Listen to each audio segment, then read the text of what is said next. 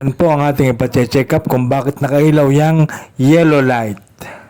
Good morning mga kagatas. Nato tayo ngayon sa Badya, sa Kaiser Bico, Tagaytay City. So, pagkagawa po natin si Bukidag, natin po si Bukidag. Ayun po, ayun o. Yung kulay green. Ayan. So, check engine po niya. Siya, check engine kasi po umilaw ng yellow yung sa harapan. So, hanapin natin ang sakit niya. Sasamahan nyo kami ha. At kung bago ka pa lang po sa aking channel, Please subscribe at huwag kalimutang pindutin ang notification bell para lagi kayong updated sa marami pa naming video. Ito kami ngayon sa Tagaytay City, sa Kaiser Bico, kung saan dito ang bilihan ng mga bukyo, ng mga Badya RE at saka ng Maxima C. Ayan, ayun po ang ating bukyo, yung kulay green. Dito lang po yan sa Tagaytay. At dinala po natin dito ang ating Badya kasi po ay nag-check engine siya at dito po ay atin po siyang ipache-check. so nandito pa rin kami sa Kaiser Bico, Tagaytay City. Tayo ng aming Badya. Yung po dalawang lalaking yun ay taga Mendes State. Magpapagawa rin sila. Sila po yung magpapachange oil at magpapapalit na siya. Kami naman ay check engine lamang po. So, antay-antay pa rin tayo. At ayan, nandito kami sa tabi ng Maxima. Ayan, nag-umpisa lang mag-change oil ang ating mekaniko. Dito po kasi ay first come, first serve. Ayan.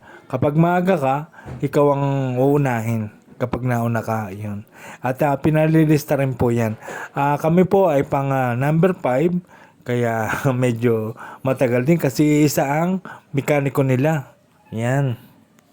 Ayan, so mga kagatas, matagal din ang ating pinag-iintay dito. Kasi napakarami nagpapagawa. Yan po ang atin, yung kulay green ay sa malayo. Tayo pinakaiupo lang dito sa bukyo ng barangay. So mamaya magkita-kita ulit tayo at tayo po ay panlima. Ayan. Umalis po kami ng alas 7. Pero napakarami na nakapila rito. Ganyan karami na ang bukyo dito sa Tagaytay.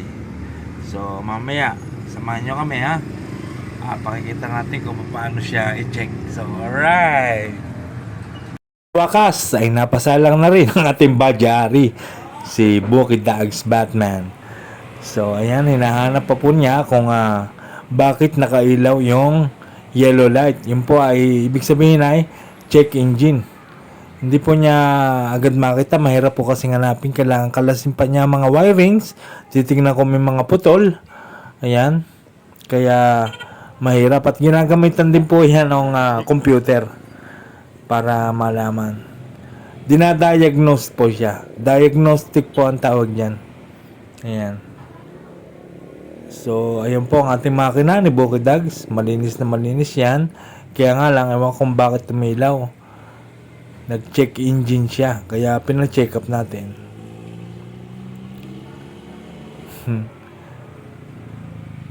At ayun, guys, nakita niya. Ayun. Yun po ay sensor ng carbon. Ayan. Yun po, nangyari po dyan, nabasag. Kasi po ng pag-atras ko, hindi ko po alam na mayroong putol na pine tree. Na-atrasan ko po. At bumangga po yung likod. Tumama po kasi yung tornilyo eh. Mahaba po yung tornilyo. Yun po, mapansin nyo sa reserba. Ayan. At guys, alam niyo ba kung magkano yung sensor na yan? Pumapalo yan ng kulang-kulang 6,000. Napakamahal niyan, ganyan kaliit lamang yung sensor na yan. Sensor carbon yan nasa gitna, ayan oh, yung basag, ayun. Ayan. Tumama po kasi yan sa tornilyo ng reserba. So sa pag-atras, mahirap kasi hindi naman nakikita talaga ang buong likod eh. Alinong pag-atras? Ito, maaaring kumama sa mga ito. Dapat ang pulan. Kasi, Pag-atras mo dati. 6,000 daw yan. So mga kagatas, umuwi na po tayo kasi po nung sinensor nila, may nakita silang piklong yung sensor doon sa tambutso, yung bumabasa ng carbon kung gaano karami ang binibigay na gas, yung pala bumabasa, mahalaga rin pala yun. So yung maliit na kaganyan lang siya oh. Alam nyo presyo, 5,000. Grabe. So magpapa second opinion tayo sa Indang. Meron doong mas mura. Siyempre maghanap muna tayo ng mas mura kasi wala tayong pera.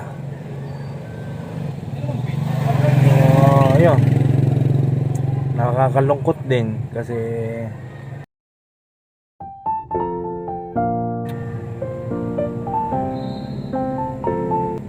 alagang-alaga natin itong si Bukadag. Ang dahilan po no kasi pagkatras ko minabangga akong puno na putol.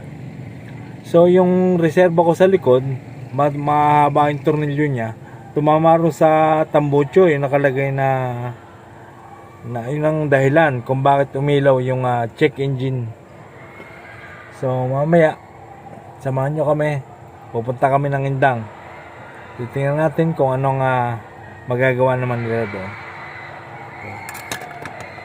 Hindi po ito sa Indang. Ito po ay sa Patutong Malaki, Tagaytay City. Kasi po yung sa Indang ay wala po silang pyesa. Kaya dito kami nakakita ng pyesa. At dito rin pala sa Patuto ay may nagagawa rin na napakahusay. Si Bentong. Yan, sa kanya natin paggawa. Naikabit na ni Bentong. Ganong kabilis magawa si Bentong. At ayan, nakita nyo po, bagong-bago na ang kanyang carbon sensor. Yun po naka-screw po dun sa tambucho. At ayan, antitestingin na natin. O ayan na mga kagatas, bagong-bago na oh. Wow! Sensor ng carbon sa tambucho nakalagay. At syempre, ipapuputol na rin natin yung labis na tornilyo. Yung po tumatama dun eh. Kaya nabasag po eh. So, ipag-grinder natin. So guys, mga kagatas, papakita ko po sa inyo ang tinanggal na sensor carbon. Ayan po, oh, basag na basag. At yan po ang dahilan kung bakit umilaw ang ating engine check. Ayan. So, napalitan na po siya ng bago. At ayan na ang dahilan ng pagkabasag. Ang tornilyo nakautlaw. Pinaputol na natin sa grinder. At ayan, pinuputol na niya. Pero ang papuputol lang natin ay yung dalawang nasa baba. Yan po ay tornilyo ng reserba. Pero pag inalis po ang reserba, doon po yan sa harap. Nakasusi po yan. Yung nakalagay dati ro sa compartment, yun po ang inilipat dyan sa harap. Ayan. So, inaalis lamang niya mga matatalas at pwede na tayong tumakas. Ayan, uuwi na tayo guys. Natin kung iilaw pa siya. Yun, wala. Okay na siya. Salamat sa nagawa. Ito ito sa Patutong Malaki. Maraming salamat po. So hanggang dito na lamang po. At maraming salamat po sa panonood. At don't forget to subscribe my channel. At ninyo na rin pinutin ang notification bell para updated kayo sa mga video. Maraming salamat.